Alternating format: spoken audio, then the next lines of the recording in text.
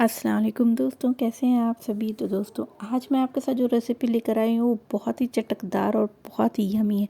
तो ये है दिल्ली की मशहूर स्ट्रीट फूड राम लड्डू इसे कहा जाता है वैसे, बट मैं इसे बोलती हूँ मूंग दाल के पकौड़े, जो कि बहुत ही बेस्ट कॉम्बिनेशन के साथ खाया जाता है। तो चलिए मैं इसको बनाने का तरीका आपके साथ शेयर करती हूँ।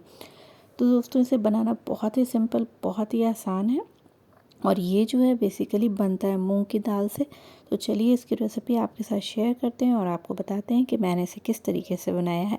और दोस्तों अगर आपने मेरे चैनल को सब्सक्राइब नहीं किया है तो मेरे चैनल को सब्सक्राइब कर दीजिए और प्लीज़ दोस्तों वीडियो अगर पसंद आए तो इसे लाइक करना ना भूलिए। तो चलिए दोस्तों शुरू करते हैं राम लड्डू बनाना।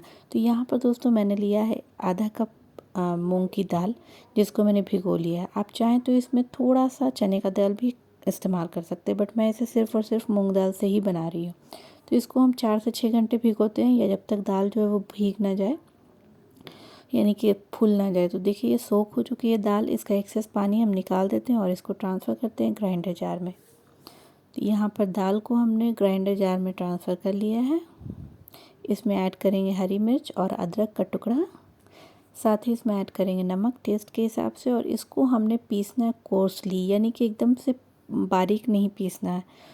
तो ये कोर्सली मैंने इसको पीस लिया है, इसको निकाल लेते हैं हम। और एक चीज़ का ध्यान रहे दोस्तों कि इसको पीसने के लिए आपको पानी का इस्तेमाल बिल्कुल भी नहीं करना है।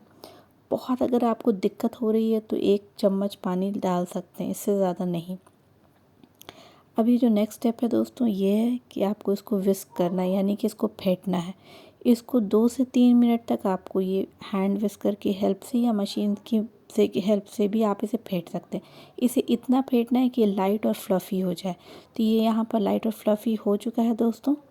अब ये रेडी है फ्राई होने के लिए। तो तेल मैंने गरम करके रखा हुआ है, इसमें हमने डालना है पकौड़े, छोटे छोटे पकौड़े बनाकर। तो यहाँ पर मैं छोटे छोटे अपने हाथों की हेल्प से इसमें पकौड़े डाल रही हूँ और इसे हमने गोल्डन होने तक फ्राई करना है।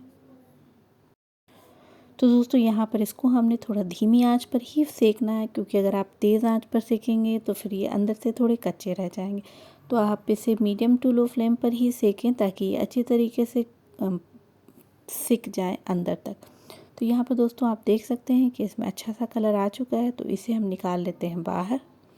तो ये अच्छा सा गोल्डन कलर मुझे दिख रहा है, मैं इसे डिश आउट कर लेती हूँ, यानी कि इसे बाहर तेल से निकाल लेती हूँ। और इससे जिस तरीके से खाया जाता है वो तरीका सबसे ज़्यादा इम्पॉर्टेंट है, और उसी तरीके से आपको दिल्ली में ये स्ट्रीट फूड मिलती है। मूंग के पकौड़े तो बहुत खाए हैं। चलिए इस पकौड़े को मैंने प्लेट में रख लिया है। इसके ऊपर हम डालेंगे मूली। मूली को मैंने खुरच लिया है, यानी कि ग्रेट कर लिया है। मूली हमने भर दिया। इसके ऊपर जाएगी हरी चटनी। तो जो नॉर्मल हरी चटनी होती है धनिया के पत्ते और पुदीने वाली और हरी मिर्च वाली, वही धनिया की पत्ती की चटनी हमने इसके ऊपर डालनी है। और आपको बस ये मज़ेदार सा, टेस्टी सा राम लड्डू कहें या फिर मूंग दाल के पकौड़े कहें विद चटनी एंड मूली, डेडली कॉम्बिनेशन है। बहुत मज़ेदार लगती है, बहुत ही डिलीशियस। दोस्तों ये तैयार है बनकर खाने के लिए। मैं खाने जा रही हूँ और आप बनाने जाइए और मेरे रेसिपी को लाइक ज़रूर कीजिएगा। दोस्तों मैं आपसे फिर मिलूँगी अपनी अगली रेसिपी के साथ। तब तक के लिए अल्लाह हाफ़िज़, टेक केयर। तो हमें याद रखिएगा और मेरे चैनल को सब्सक्राइब करना ना भूलिएगा। Bye bye.